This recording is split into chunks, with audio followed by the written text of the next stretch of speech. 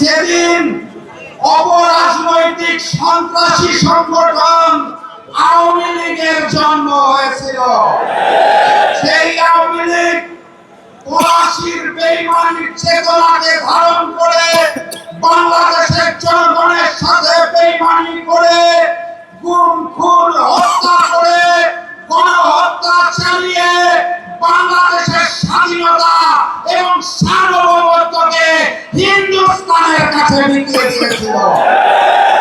আজকের এই 23শে জুনে এই ঐতিহাসিক বিজয়নগর পল্টনে আমাদের সকলকে শপথ নিতে হবে, এই যুগের নতুন মির্জাফরেরা, এই যুগের নতুন শেখেরা যারা বাংলাদেশের স্বাধীনতা, সার্বভৌমত্ব এবং মানচিত্রকে বিকিয়ে দিতে চায়, তাদের বিরুদ্ধে লড়াই হবে ইনশাআল্লাহ। আজকে আমরা এখানে সমবেত হয়েছি গুম খুন গণহত্যার বিচারের দাবিতে। কার কাছে বিচার চাই? যারা মুখে বলে আওয়ামী লীগকে চায় না, আবার ওই মুখেই বলে পরিচয় বদলে আওয়ামী লীগের লোকেরা নাকি স্থানীয় সরকার নির্বাচনে অংশ নিতে পারবে।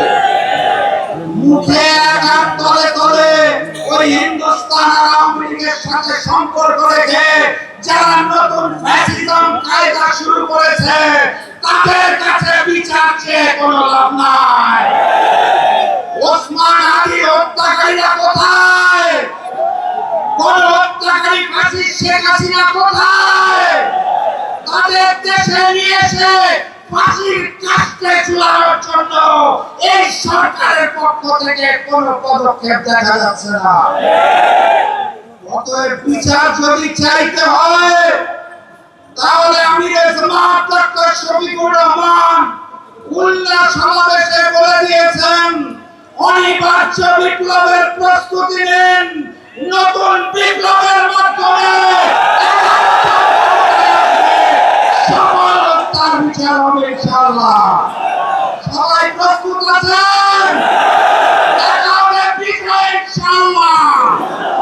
বিজয়ের পথে যাত্রা শুরু। জীবন